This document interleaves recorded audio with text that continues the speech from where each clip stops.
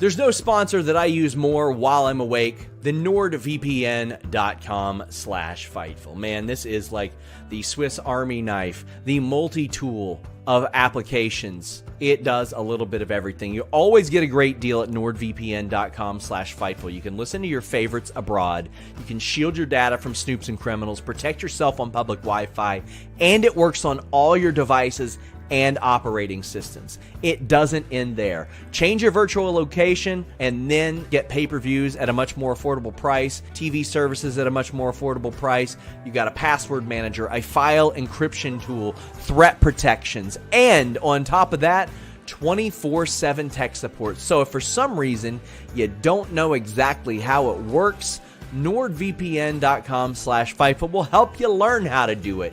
Check it out, NordVPN.com/Fightful.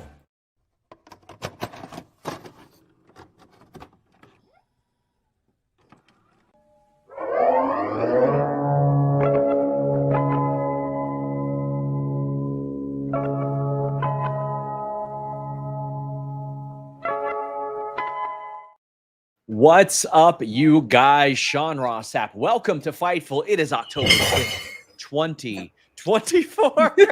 You heard that one. You heard that one. I did hear that one. We've got Mini Portable here with us.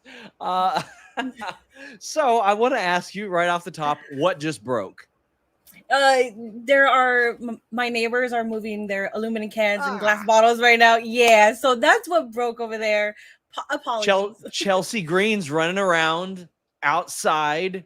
She's still trying to get out of the trash. We're here to talk WWE Bad Blood. We have Mini Portable. Mini, how you doing? I am doing wonderful. I don't know if you saw my Twitter, but I did meet AJ Lee.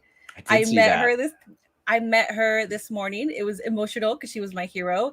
And I didn't mention anything about WWE, because I just want to talk to her as a person. But she saw my shirt, the CM Punk shirt. Love that. She did say, yeah, she was like, my baby's going to open up the show, send good juju. And I was like, of course. I was like, absolutely. And boy, did he ever open up the show. We'll be talking about that shortly. A reminder, guys, leave a thumbs up on this video. Get your super chats, get your humper chats in. You might say, what the hell is a humper chat? It's just a way to get your question or statement in. You can go to humperchats.com or you can send them here on youtube.com/Fightful. We thank all of you that are watching on Facebook, on Twitter, on Twitch, on YouTube, all that good stuff. We greatly appreciate you. If you also want to support us, you can go to FightfulSelect.com. That is where a gigantic portion of exclusive wrestling news comes from, including what was main eventing this show, what was opening this show, a whole lot of details on who was behind the scenes, including a fella by the name of The Rock, who just showed up in a giant Ford black truck and was just chilling. So we will get to that later. But FightfulSelect.com. Got some updates on some missing talent, so to speak, tomorrow. But want to thank our moderator, Luis, by the way, who's going to gather those super chats, humper chats. So as an AJ Lee fan, as somebody who's wearing a CM Punk shirt right now, you got to feel pretty good about that opening match, which proved to be, in my opinion, one of the best Hell in a Cell matches of all time. Yes, absolutely. My favorite wrestler right now, though, is Drew McIntyre when it comes on the WWE side. Fair. So for me, it's like if Drew McIntyre won, cool. If CM Punk won, cool. But CM Punk did need this win, so I was extremely happy about that, especially when we saw like the torn beads of said bracelet. That was the main focus of this entire feud. For me, the entire match, I think CM Punk kind of, the internet likes to just say, oh, but he's broken and old Punk and all of this. It's like just I think CM Punk proved that he can still go, and Drew McIntyre and him had, in my opinion, match of the night. Yeah, I thought that they opened and closed this show very strong. And some of the stuff in the middle, of course, we'll talk about. But our great partner at BetOnline AG always gives us our betting odds for these shows. CM Punk was favored to win, but a prop bet that was almost sure money was, will CM Punk or Drew McIntyre bleed? And the favorite on that was, yeah, both of them are going to bleed. And boy, did they ever, Minnie. So right out of the gate, we had Punk ripping off, or they ripped off the leg tables, or the table legs, and Punk damn near killed Drew with it right out of the gate. You could see a spot if you watch where Punk very clearly was holding on to his blade at some point, like to bust himself open. But the cage itself was sharp. Like they were cut up and everything. Yeah. Early on in this match, like how were you feeling? Because it seemed like everybody was just kind of waiting for the inevitable. If CM Punk is in this match, he's bleeding. Yeah, my chat also asked me, who do you think is going to blade first? And I'm just like, well, first, I don't like the question, but I'm like, CM Punk. I'm like, CM Punk is going to blade. Yeah. I knew there was going to be blood. I knew that it was going to be a sort of match that it was going to be a bunch of table spots, just not your average WWE match anymore. The spot that hurt me was when Drew McIntyre threw his back on the side of the table, or no, it was the side of the steel steps. It was on the side of the steel steps. As the match closed. Yeah. Yes, that part, I really hope that Drew McIntyre is fine. I thought the match was fun. It was eventful. I think I think AEW really stepped up on their production, Oh yeah. Well, I mean, like as this went on, like people, it's funny because I saw people on Twitter, they're like, is it a blood packet? Is it real blood? I think it was real blood, fellas. I think that's where we were looking at. But Punk locked on the sharpshooter. There was a really beautiful spot, a suplex from inside to outside through the table. I always love getting a table involved there because like when you put it right between the cage and the ring and there's not that much room for error, you're not going to miss the table. First off, they're just going to bounce off the damn cage if that happens. But it adds a different element to it. They got a toolbox involved, which, I think the last time we saw that in Hell in a Cell, I know that Randy Orton took a tool to Jeff Hardy's ear, but also Triple H and Kevin Nash did that back in the day. There were some little callbacks and all that stuff, but the spot on the stairs, like that's the one that you mentioned. That's one that everybody can relate to, like landing right on their ass, right on their lower back, and feeling that pain. You could feel it through the screen, Minnie. Yeah. I also, so the side of the table had like, so that there's a leg and then there's a side that like holds those legs. Yes. I have bashed my knee on that so many times and it really hurts. Also, let me just preface, because I can't read your chat right now. I was joking with the AEW thing. It was a bit on my stream. It was just a bit on my stream. Listen, so I don't know what your chat is saying. Some people just, we like to have fun here. We like to enjoy ourselves. Nobody's going to get mad at you. It's not like Twitter, at least, at the very least. We got some super chats and humper chats. Our great moderator, Luis, Brooklyn Rican 92, sending Minnie some love. I'll tell you another thing that I loved so much about this match, Minnie, was the post-match and Punk collapsing. And I have a theory. Now, this is not a report. I don't want somebody like posting this to Twitter or anything. Punk collapses. It was a work, by the way, guys. But they give him oxygen. They're helping him. They got Petey Williams and Shane Helms out there.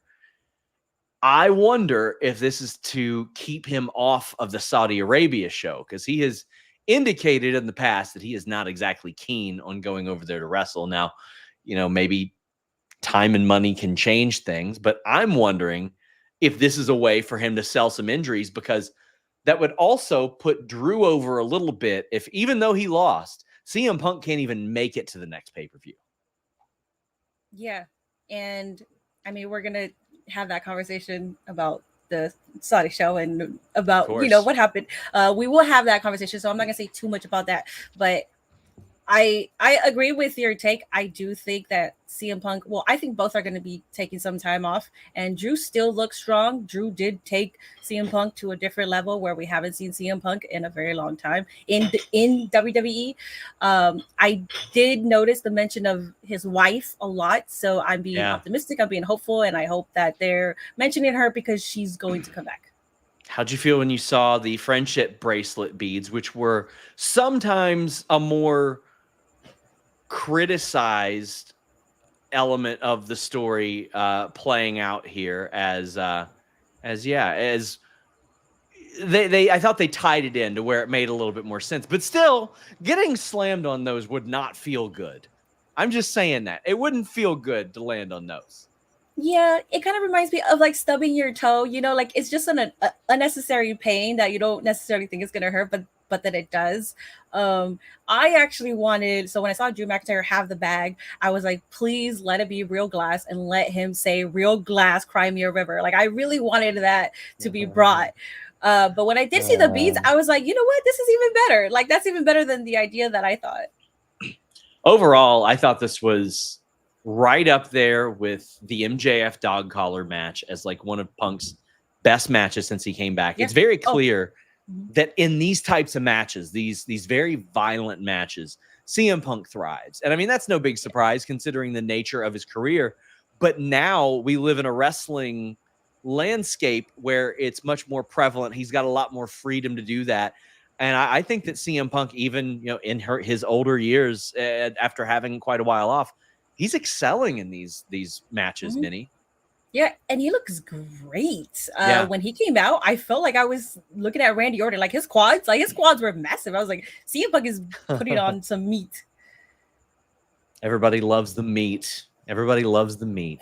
CM Punk was the Bet Online AG favorite. Make sure you guys go over there, get your bets in on upcoming shows. We'll have the Bet Online odds for Wrestle Dream coming up very soon as well. We had Nia Jax defeating Bayley. There was a lot of hit and miss in this match for me. Like the crowd was into it, which is good. I could not believe that they replayed the spot where Bayley was going to powerbomb Nia and they had to play it off in the ring like Nia hit that Hurricane Rana. I'm sure it was good in theory, but it did not work. Nia got powerbombed. She got slammed. That was it. Did this match hit for you? Because it did for the crowd, but there were some spots that I definitely was like, they got to get back on track here. Yeah, I liked it. That spot with the Hurricane Rana, I was just so happy and proud to see Nia Jax do something that's not in her arsenal. For me, I feel like people still hate Nia Jax just for the sake of hating Nia Jax. I don't think they grow.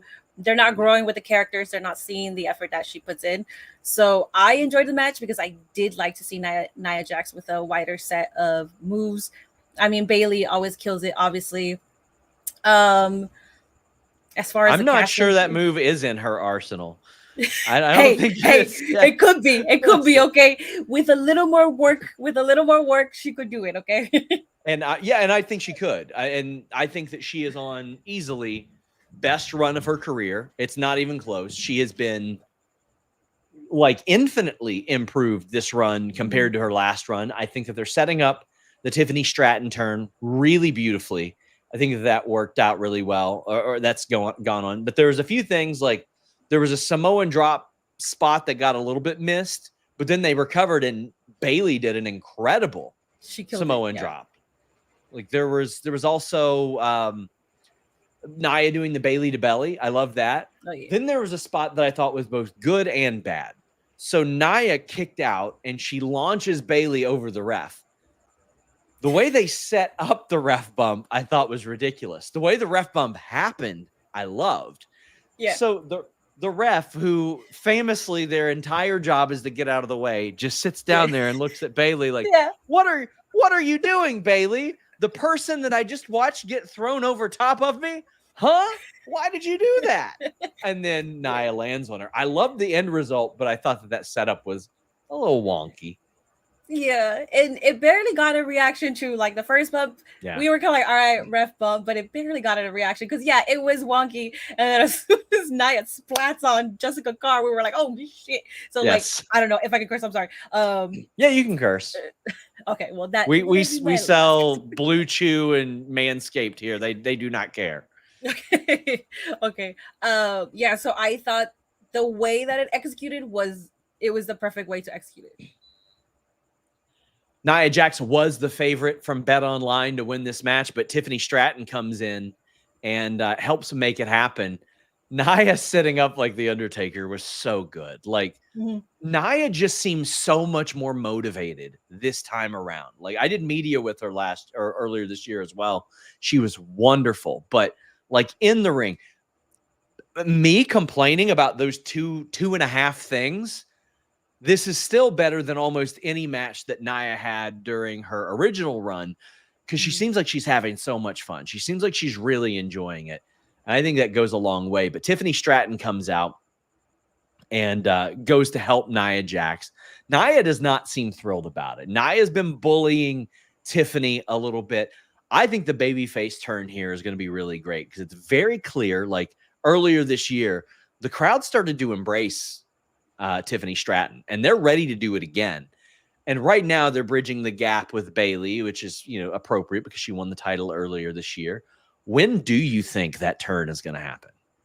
So I actually thought it was going to be today, just because they do overdo. Like we're in an era right now where it takes a while for people to turn.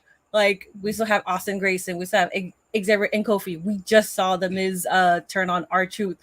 So I was like, they might do something different with Tiffy. And I really thought that they were going to do the turn today. So because it's not today, I'm just going to assume the next pay-per-view that Nia Jax has a match, I guess. I don't know. I feel like they're just going to keep teasing it over and over again on SmackDown. And it's just kind of like, well, I don't know. As things stand, we'll talk more about it shortly, but I think she'll be facing... Will she be facing Liv next month at Crown Jewel, maybe? Nia Jax? That would be interesting.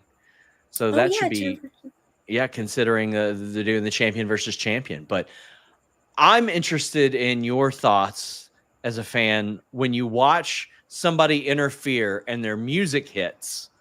To me, I'm like, okay, I get it because Tiffany Stratton is the Money in the Bank winner. Maybe she's coming out to cash in. But otherwise, why wouldn't the referee be like, hey, why is that lady's music playing right now? Wait, is she getting involved? Although Jessica Carr wasn't paying attention to much in this match. To be fair. I did see her tell Tiffy, like, oh, like, if you're not going to cash it in, like, you have to get out of the ring. Yeah. I did see that. But your question was, what do I think? Whenever that happens, does that take you out of it, or is it one of those like, well, she's got Money in the Bank, so what's it matter? I get more invested in it. I definitely pop, especially if you're a fan of the person that's trying to cash in. Then yes, absolutely, yeah. And Tiffy, I mean, I'm a huge fan of Tiffy too. So when she came out, I was like, yes, it's Tiffy time. And being a fan of all three women individually, you're just kind of like, you know what? Whatever is going to happen it's going to be great regardless, as long as they do it right. It is. I mean, she seemed like so shocked that earlier this year in Australia, the audience took to her so well. Like we had somebody interview her and she was like, yeah, what was up with that? I had no idea that was coming. So it's cool to see that sort of force their hand a little bit. And I think that one of the things that honestly, AEW's had a big problem with it in recent years, but WWE up until a few years ago really had the problem with pulling the trigger on someone even early, because sometimes you need to establish that these talent are good right out of the gate. Alberto Del Rio sucks, and he's still getting bookings because WWE pushed him really strong early on. Braun Breaker looks like $1 million right now because they're making him look great immediately. Gunther, when he came up to the main roster, I think it goes a really, really long way in doing that. Yeah, the only one that they didn't really do that with was Ilya, and now he's injured. So it's kind of a hit or miss with the individuals that they do it with. I think, and this is going to be outside of the conversation, but the whole Braun Breaker is ruined now. I think that's just BS. He's not ruined. Like, he still looks strong. He's young. Yeah. He has a whole career ahead of him. Like, he will be fine. I always remember hearing about Macho Man Randy Savage, and he would be asked, oh, well, do you want to do like a screwy finish? And he's like, no, win him in the ring, lose him in the ring. I'm good enough to stay over if somebody beats me. And that's how I look at it. And so far, I've looked at Braun Breaker the same way as well. Like, there's not like shenanigans when he loses. Man just loses, and he comes out and he's like, I lost that, but I'm not going to lose very much more. So it doesn't much matter. Yeah, Chelsea Green's like that too. She doesn't necessarily need to win to be over, Yes. which I love. Yeah. I love Chelsea Green. She's wonderful. Can't believe they did my friend Chelsea Green like that last night. Can't believe it. Now she's stinky. I know. Well, we got that to talk about as well. Guys, get your super chats and humper chats in. A reminder, and thank you to Lonnie Barker. A reminder, I'm matching all of these to go to hurricane relief this week. He says, wanted to help you with your hurricane relief. Thanks for being a class act. In your opinion, who do you think realistically we see the top 5 guys in each side of War Games? Is Zilla or Hikuleo on your radar? What else can they bring in? Lonnie, what I'll do is ask our moderator to apply this to the main event of the show, not to push you off because you're very generous, but I think this would be better served for the end of the show. Even though I don't know if that's where we're going with it yet. I'll ask Luis to do that, but I just wanted to say thank you so much for that. Yana says, don't forget Liv beat Nia Jax at the beginning of the year and was one of the few to do so since her return. Liv also won the championship in Saudi, so she could play on that. I believe this version of WWE Mini is way more likely to remind us that Liv beat Nia Jax at the beginning of the year and that Liv did win that way. Like, history means a lot more, I feel like, in this iteration of WWE. I agree, and I hope so too. I think Triple H, well, we all know that Triple H is a very long storyteller type of individual. Like right now, Liv's title reign is so focused on Mommy and Dom, but it's like her title reign has been always with Dom. And for me, like, if you're gonna make Liv champion and you're gonna prove to us that she is championship material, which I do think she is, break her out of that. Like, I know it's a good story, but you gotta break her out of that and have time by herself as champion. And I don't want to segue too far, but you did bring up the champ versus champ because I did forget that that's going to happen at Crown Jewel. And what perfect way to cash in, to have a Tiffy cash in against Liv and Nia Jax. I think that's beautiful storytelling. Yeah, we've got Will Chisholm also saying, I love that Bianca still doesn't like Bayley. I mean, she's got no reason to like Bayley, which I really appreciated. We saw her and Jade Cargill and Naomi at the start of the show. And also, we got the party that they were throwing. Now, we saw a lot of people in the crowd throughout the night. Lil Baby, Quavo, Metro Boomin, DDP, Killer Mike, Scott Steiner, Mickey James, who I wish they would book, Booker T, Lillian Garcia, Tully, Arn Anderson, X-Pac. A little note, WWE, I think Cody may have mentioned this. They're bringing in a lot of legends to like just appear. And what they'll do is they do like prep packages for some of the younger talent, informing them who these legends are, some of their accomplishments, and a lot of that stuff. I think that's a really good approach. Like, I think legends are treated appropriately here, but it's also good to see them be like, we're in Atlanta and a whole lot of rappers live here. Let's bring in a bunch of rappers. I don't think Lil Yachty was shown on screen, but he was there. They didn't acknowledge him at least. But I like this. They made it seem way more cool. Like they had the VIP thing. They had Shakara Jackson like not being allowed in. Chelsea got kicked out and Piper ditched her. I thought this was all very fun stuff. I thought it was fun stuff too, but I also like how Chelsea Green was like P. I was like P. Yes. I like that. That's gonna stick for sure. I think it's cool seeing all the legends there, acknowledging the legends. I didn't know that they were teaching the younger talent who the legends were. I think that's important because most of the NXT are college athletes and they probably don't know who the legends are, but because they're college athletes, they're future stars. So I think that's very important and cool. I'm told that Drew McIntyre got 16 staples.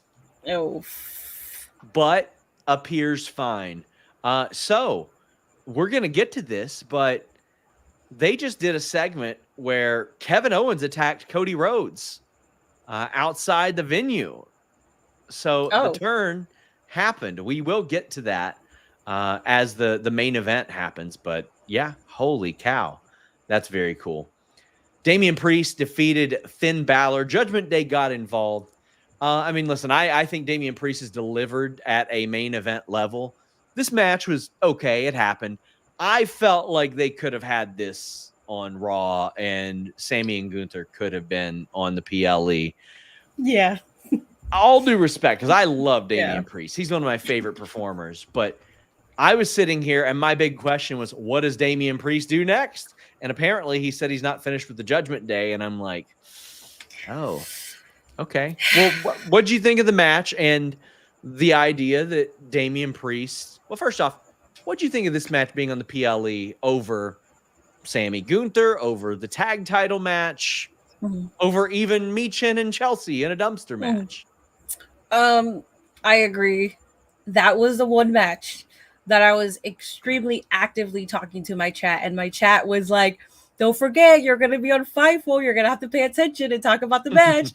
And I'm like, I'm paying attention to it, but there's really not too much to pay attention. Like, it was a good match. I think Triple H just really believes in Damian Priest, and that's fine because Damian Priest is really good. But I think if it was going to be on a PLE, they should have given the win to Finn Balor, because then at that point, it's like, all right, well, this makes sense. Finn Balor, or bring back Demon Finn and have him get the win over Damian Priest. And then that would have been perfect. But I do agree with, they could probably put the tag ladder match or Gunther versus Sammy. Yeah, I mean, this was, it was okay. Like, it was, like, I'm not going to say it was a bad match or anything, but I could have seen the Damian Priest beating Finn Balor with Judgment Day getting involved thing happening in 2 days. And I mean, it kind of felt like that as well. Damian Priest, I do believe, delivers on a main event level. I think that he was given the ball, and I thought he did really, really well with it. But it's just one of those matches that I was like, okay, but in comparison, did we need that? Now, I did enjoy Gunther in the next segment that we're going to talk about, but I thought this one was just Damian Priest was favored by our great partners at BetOnline to win this match. But then we got the Triple H segment, and I watched it, and I want to see how you felt first, because I got on Twitter. I got on Twitter, and I was a little surprised. What did you think of it? Well, I'll run it down first. Triple H comes out. They had hyped up a historic announcement.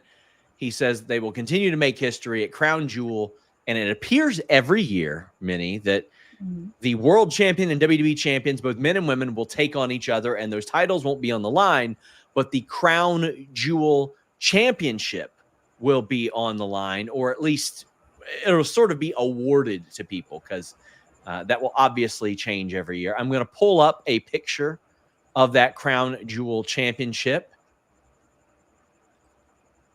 And first off, I want to know, what did you think of how the belt looked? I think the belt is beautiful. I think the sentiment of the belt, I think, is kind of bullshit. I don't know what Twitter's saying, because I have not been on Twitter. I hate it. I don't know. I hate it. Oh, okay, good. I think it's, if you have a title and it's covered up, and there's something that the IWC and people have been wanting for a very long time, which is a women's mid-card title. I think if you know this, because Triple H has a burner account, we all know you're on Twitter, and we all know you listen to everything that Twitter says. So, hear me out. Sorry to interrupt. I asked somebody, does Triple H use a burner? And they said no, he just uses his own account. That's why you can always catch him liking stuff he shouldn't be liking, like certain posts on Instagram and stuff like that. They're like, he does enough goofy shit on his own. We wish he would use a burner, is what somebody told me. So you just, spoiler alert, V is not Triple H. I mean, I'm not going to say that. I'm not going to say that. Maybe the guy's got multiple personalities, but V, I mean, listen, I've been given no evidence to prove that V isn't Triple H, for those of you who know Hang 'em High, but I mean, just saying, it's probably him. Yeah, I thought it was going to be the women's mid-card title, and then when I saw the gold, I was like, that's a really beautiful title, but the again, the sentiment, I think, is bullshit. I think it's just another way to stroke the Saudis. I just think it's another money grab, and I just think you're putting too much effort into. I understand you'll get a lot of money there, but also understand your audience and understand the women of your company and you know how they are treated. So I think last year, last Crown Jewel, I think they gave more of a reaction towards like the women's matches, which I think is getting better. Again, I don't want to offend anybody, you know, but yeah, I just thought it was just another way to please the Saudis. Yeah, and so from a company perspective, I think that they have to do something for the amount of money that the Saudis are paying them to basically make them feel like these shows are important. So they're doing something that they used to, I mean, they used to do this on Survivor Series. They used to do champion versus champion, and it was purely for bragging rights, so to speak. I don't mind them doing something ceremonial, but also I wonder the gymnastics that they'll play in order to make this happen and who will get protected and who won't. Because I mean, Cody Gunther to me is a WrestleMania main event at some point. Not right now because it's very clear they are going in different directions. Liv and Nia, well, I could see Nia winning that match because Rhea gets involved and all that stuff. But I'm interested in it. I didn't hate it. I love the way the belt looks. I love the way the title belt looks. That's nice. I was shocked. Like 90% of the people that I saw on Twitter hated everything about it. The way the title belt looked, the sentiment, the event, everything. And I completely understand hating the event for sure. But it'll be one of those things that I will wait and see how this one plays out, because this regime has at least earned a little bit of optimism from me in that regard. Now, if this was under Vince McMahon, I'd be like, well, this is stupid. This sucks. But I guess we'll see. I will say, I like the belt is just bigger than all the other belts. It like the way that I saw it, I was like, this is bigger than the World Heavyweight Championship. I'm like, so like, I'm not saying that the bigger the belt is, the more important it is, but I'm like, you are really giving this belt specifically so much effort. It's extremely like ostentatious, and I think it's just, you're really prioritizing something that you shouldn't be prioritizing. And that's all I'm going to say, because yes, we got to wait until what happens. Bad Robot says, some money for charity. You're good people. Thanks, Fightful. I like a round belt, so it's hilarious. So it looks hilarious. And I'm glad it's not a women's mid-card title to be crowned in Saudi. Yeah, if that was crowned in Saudi, that'd be a little weird. So I have heard that it's been discussed, a women's mid-card title, but I haven't heard of one being produced or planned as of yet. When I think it was PWN had reported that there was one, I don't know, en route or discussed, that was confirmed to me. They've had conversations about it. But I mean, as I look at things, I'm like, man, I kind of wish they would book the main titles and the contenders that get developed a little bit better, because I can't count how many times this year, not just in WWE, in AEW. In AEW, Britt Baker just lost a TBS title match. She's about to challenge for the world title after winning one match and disappearing. Willow lost her match at All Out, and now she's challenging Mariah May for something as well. And then you got Chris Statlander just turning babyface and challenging Mercedes. You saw that a lot in WWE this year as well, just people coming off of losses getting title matches. And I'm like, you got a lot of time to develop this talent. Like go ahead and do it and create contenders, and that'll go a long way. But that wasn't the only thing about the Triple H promo. Gunther came out. This man has become a refined troll, Minnie. Like, I really appreciate his trolling ability.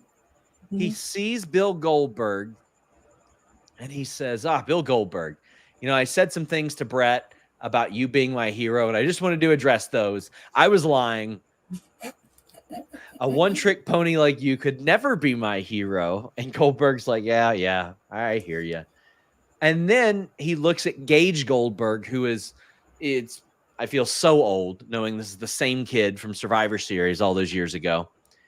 And he says, Gage, who plays at Colorado for Deion Sanders, by the way.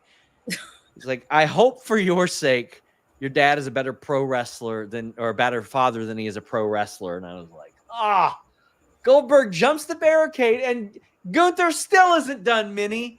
He goes, I got 3 minutes for you. Get in here. just him, just like he's so good at like him and Drew have definitely refined that good menace troll character.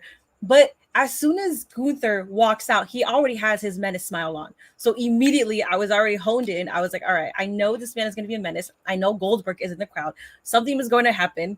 And he did not disappoint. I will say I'm not the biggest Goldberg fan, but when I saw him actually laughing at it and actually taking the joke well, I kind of was like, you know what? I'm a little more of, I dislike you a lot less, essentially. And I think it took him a while to like come into character. I was like, there ain't no way they're letting Goldberg spear this guy 2 days before he's got a world title match, because who knows how that would go if that were the case. So security breaks them up. Sami Zayn comes out. Sammy and Gunther brawl. Do you have any interest in a potential like WrestleMania match between Gunther and Goldberg if it happens? If they go that direction? Because Goldberg has said he wants one more match. Unfortunately, yes, just because of the way that it was built. That's it. If this didn't happen, I would have been like, why? Why are you doing this? You could give this to somebody else. After seeing the way that Sting got his send-off, I am big now on people getting their send-off. Even if I don't like Goldberg as a performer, like I feel like people who contribute to the industry should get an appropriate send-off, whether it's win, lose, draw, whatever it is. And it's abundantly clear based on his interviews that Goldberg wants a different kind of send-off than what he got. So I hope he gets it. I really do hope that he gets it. And I think that could be a lot of fun. But I mean, him and Braun Breaker, I think, is the move for WrestleMania. Like, I think that's the way. They just destroy stuff. Because I look at Gunther. I feel like Gunther's losing the title to John Cena at WrestleMania. Me too. That's how I feel. I'm with you. Oh, wait, no. You said he's losing. No. I am not with you, actually. I'm not with you.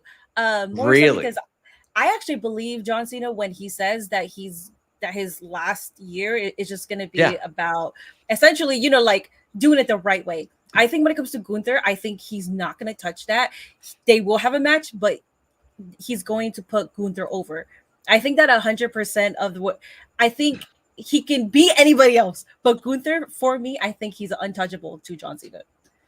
I think that John Cena is going to win the Royal Rumble because I think we end up getting Rock, Cody, Roman, and this is just theory. It's not anything I have insight on, but I think Cena wins the Rumble and he ends up challenging Gunther, and it's the classic 1980s All-American boy versus the European heel.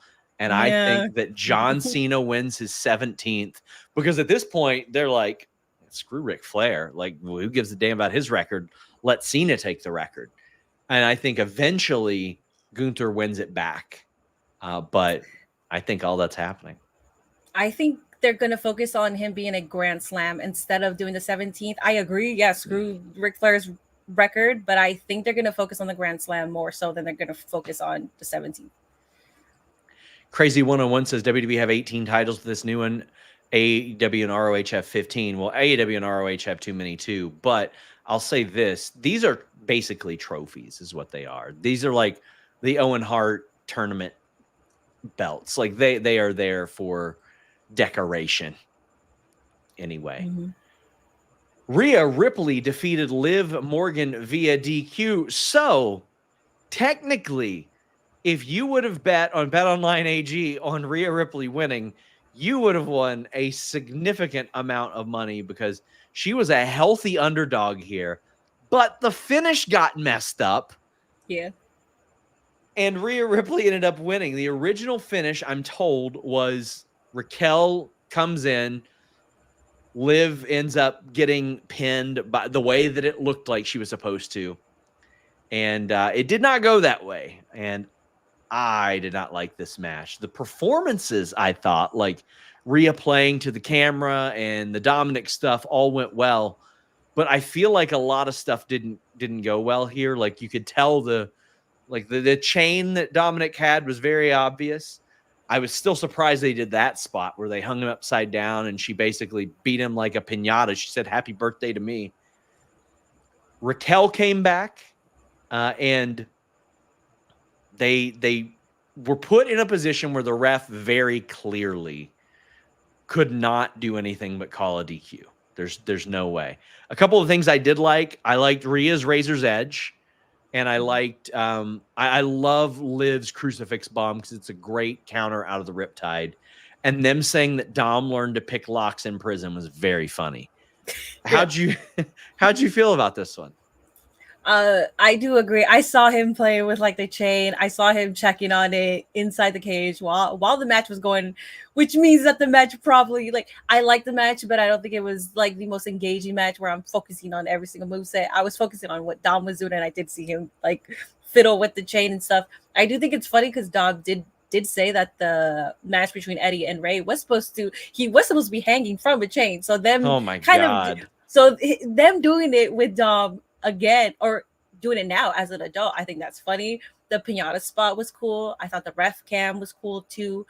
Raquel showing up was also cool, but just the spot was messy, and yeah, it was probably not the best way to end that match yet. Rhea really tossed Liv with that Razor's Edge. I loved that. But Raquel being back, first off, I'm happy about that. For those that don't know, she's been dealing with a condition for quite some time, and they thought she was good and clear for Elimination Chamber, and it really affects a lot. Like, it affects her traveling, it affects her being able to train appropriately, definitely affects her being able to wrestle. Then it flared up like immediately Elimination Chamber weekend. They had her do some stuff. They wrote her back off, but glad to see her back. But I thought this was not done in a way that maximized her return, and I thought that the execution of it didn't end up working too well. But hey, listen, if you put money on Rhea Ripley at BetOnline AG, I'm very happy for you guys. Fortunately, Dream Ninja sent a super chat and said Rhea gets the small things. Speaking into the ref camera was great. Rhea versus Raquel is gonna hump. They've always had good chemistry in the past. I'm just hopeful Raquel can stay there. That's the ref cam element, and Rhea talking to it is one that we haven't really got much of before. I loved the Seth Rollins ref cam until it broke, where they had him talking trash, but I thought that worked out pretty well. But yeah, not also the best match. You would know more than me. There was Liv did that cool. I think it was like an Oblivion bout. Like, I don't even know what to call it, but it was that. It was like, was it I don't know what she did, but it was off the rope, and I think it was like an Oblivion. Do you remember that? Believe so, yeah. I feel like, because I know her Oblivion is off the second rope, but I feel like if she does that as her actual finish, if she does it the way that she did it during this match, that's a really good finish. And actually, I think she should probably try to add that. Dream Ninja says that Rhea doing Io's hand spring flip was crazy. Liv also, to your point, she's evolving a lot in the ring. She's always been pretty good about that as well. And I'm glad that she's finally getting this run and this push, because she was patient. She worked hard. She earned it.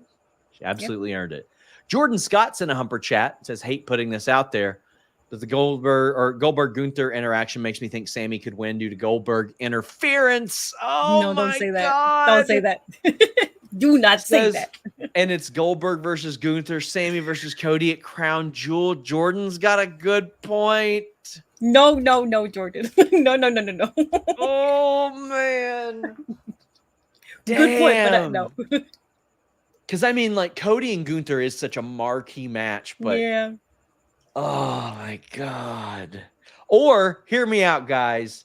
Sunberg wrestles. You get Gage Goldberg.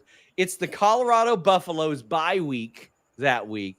Maybe Sunberg comes in and beats Gunther. That's definitely going to happen. I bet that happens. Shelf President says Punk versus The Rock for WrestleMania program. Epic. That I highly doubt that's happening. Highly doubt that happens. We have some notes from the scrum that I want to address. Triple H spoke about the criticism of not featuring male black talent, specifically in a singles capacity, as I believe Snoop Dogg is the last black singles male wrestler to perform on a PLE. He said, quote, "I don't see the difference in anybody. I don't see the color. I don't see the nationality. I don't see any of it. I just see talent. Don't see the difference between men and women. I see talent. We tell stories with those talent, how they can handle those stories, how they can represent those stories, how we can bring those stories forward. I don't keep track of any of that. I do what's relevant and what is best and what's being delivered the best. That's what goes. No difference in the men and the women, who main events, whatever the biggest stories are, that's where we go." That's what was basically told to me when I asked about this and was told, well, they're going to be more cognizant of it moving forward. But that was Triple H's immediate answer. And he also was talking about Goldberg coming back, and he says, never say never. Well, that's certainly the case with Cody Rhodes and Roman Reigns. They're teaming up. They're defeating the Bloodline. We'll go through the sort of layers of this match, Minnie. Cody Rhodes and Roman Reigns were favored to win by BetOnline. AG are great partners. Jimmy Uso was favored to return. And I believe The Rock was also favored to pop up. Thank you to our great partners at BetOnline. But the entrance, we had two of them. We had the sort of the school band, as that got very popular about a month ago with Cody Rhodes. It seemed like there was a little bit of a snafu there in going from that to his music.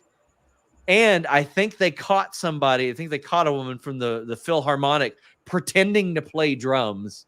I thought that was funny.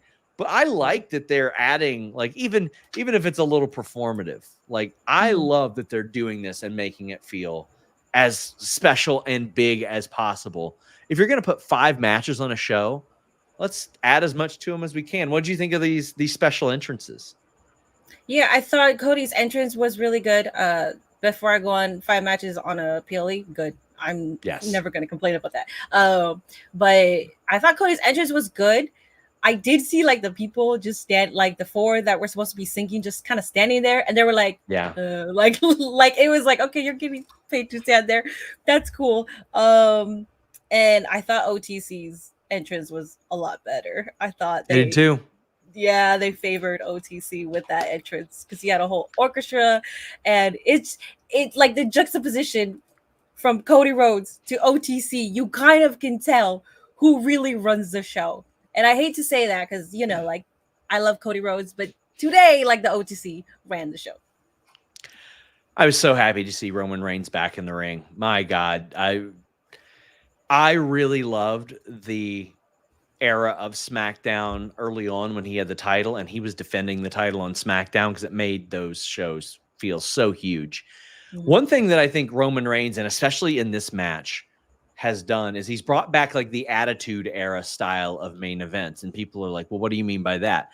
If you go back and look at The Rock, Triple H, Stone Cold Steve Austin, Mankind, there's a lot of kicking, punching. Then they would set up a big spot. Then you'd go into the signature moves here and there. That's what they largely relied on, as opposed to rest, hold, that type of thing, or just a back and forth sort of spot related thing.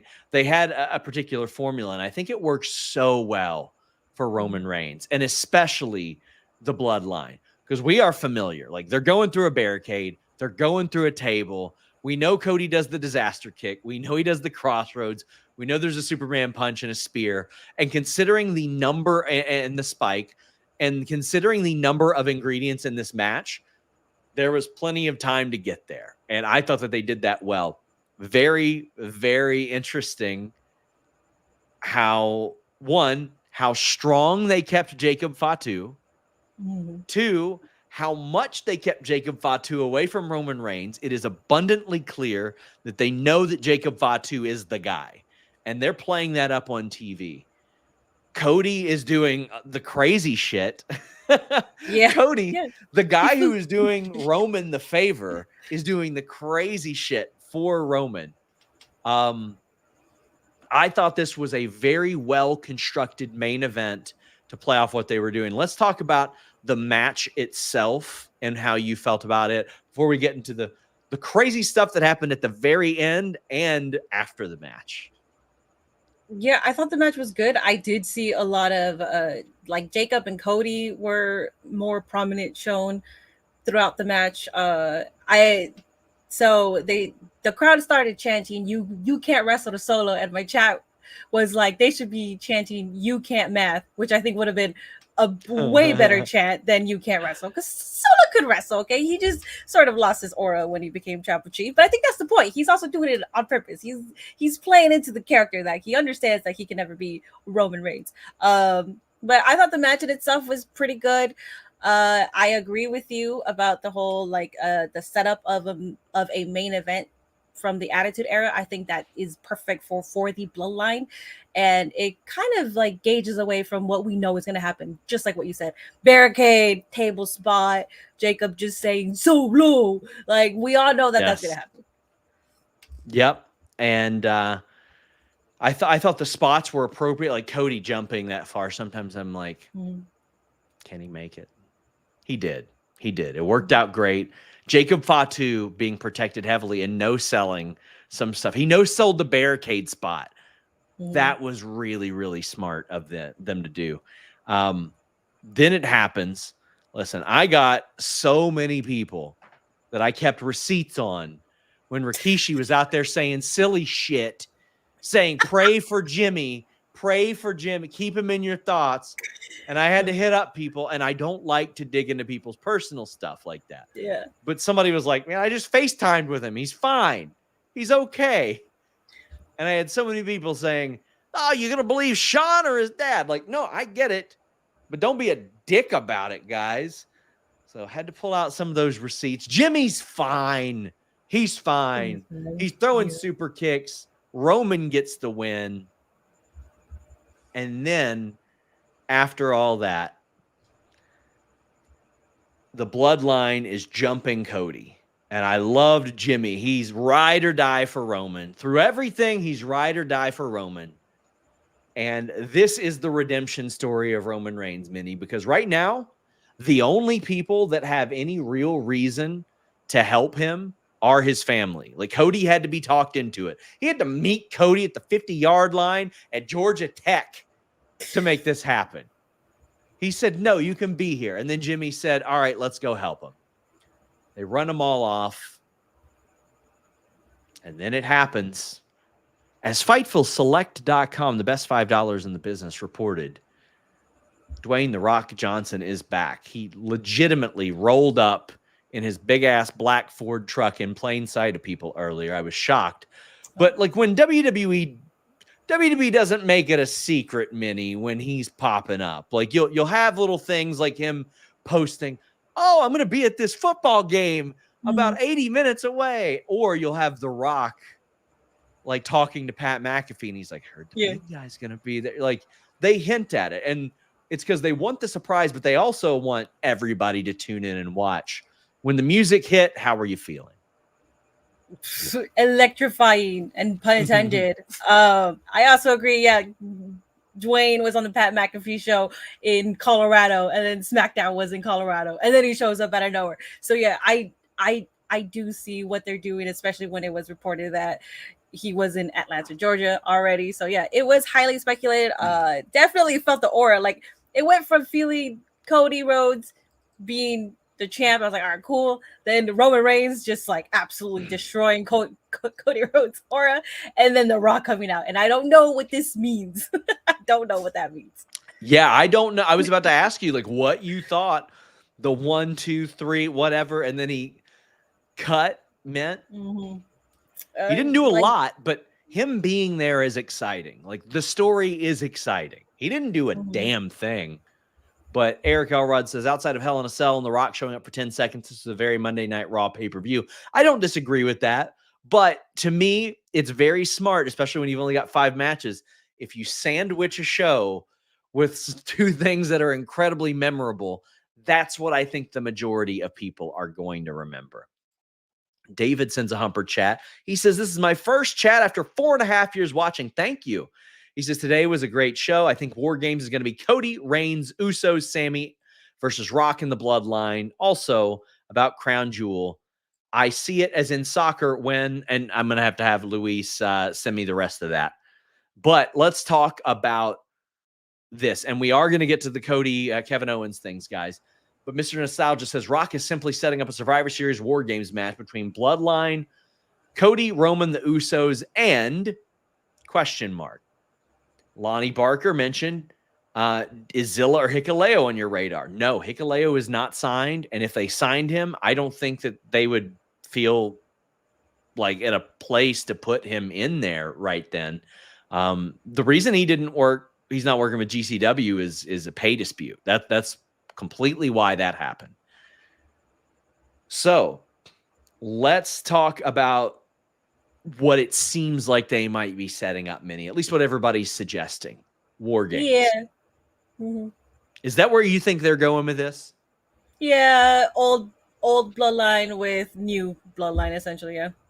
But do you think The Rock will actually be in that match?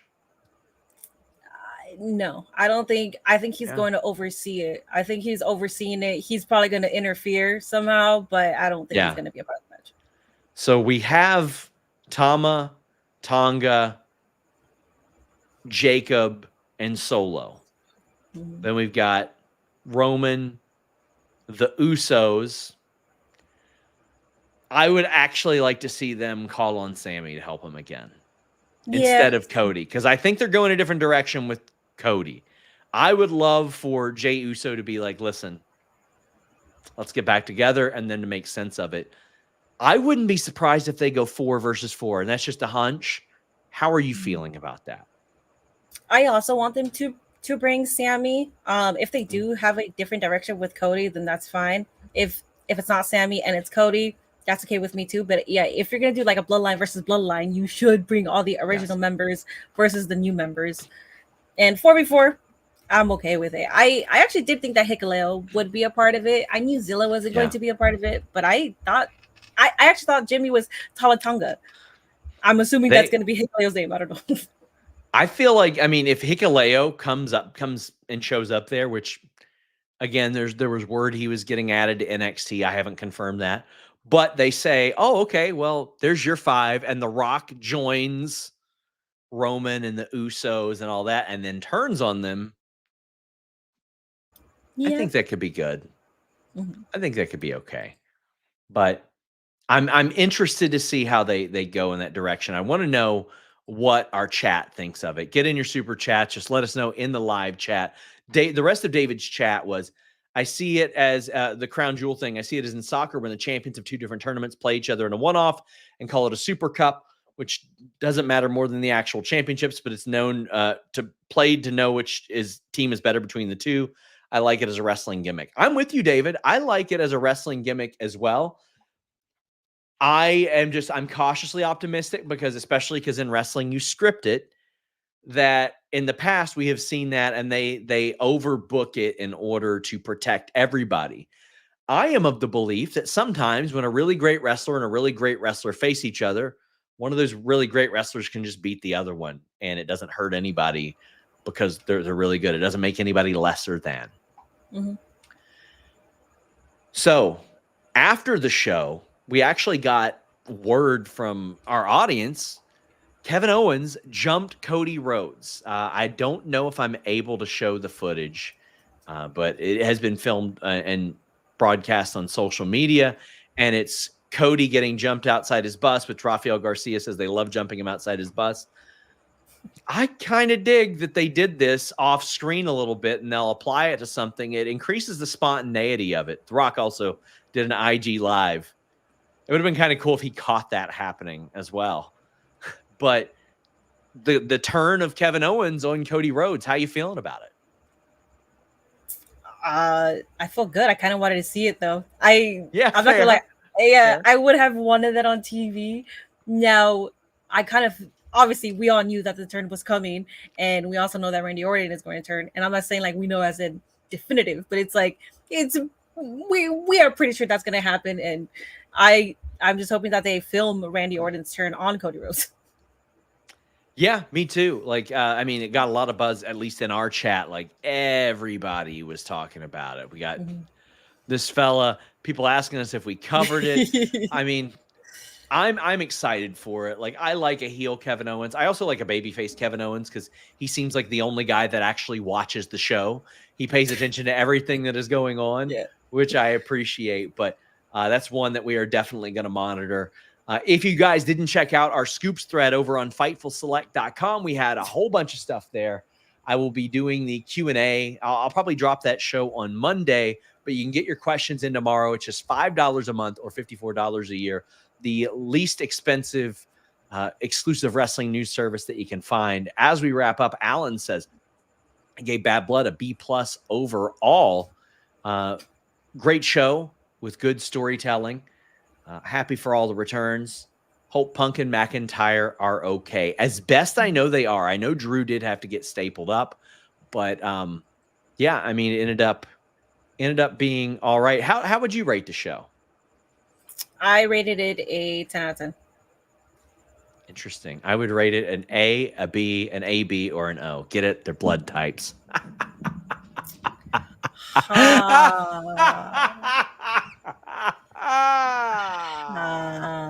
Damn. Mini Portable, please tell these wonderful people where they can find you, where they can follow you. I mean, you do all kinds of great stuff. You're full of personality. You are as Luis's. I'm trying to put your thing up there for super chats, but tell the people where they can keep following you and supporting you. At Mini Portable everywhere. TikTok is at mini.portable because I got banned because I could be a menace sometimes, but I stopped being a menace. What'd you do? Yeah. I was on Instagram live. Somebody mentioned something about like feet pics, and I was like, feet pics, and I raised my foot with a sock on, and my live got restricted, and then they banned me. Listen, we found out live on the air that Denise has a Wiki Feet page, and she was mad because she had 3 ugly reviews on there. She didn't care about like the 50 great reviews. She was focused on the negative the whole time. Oh no! But like I looked at it and I was like, listen, I know some of these are pictures she hasn't put out into the world. So these weirdos go to like really extreme lengths. So I can't say that I disagree with you there. But Mini Portable, it was awesome to have you here, guys. I am right back here for a solo show, Wrestle Dream. The reason I don't have people on that show is because I don't want to do a 3.5-hour show because they do 19 matches on AEW pay-per-views. But FightfulSelect.com. Until next time, guys, we are out.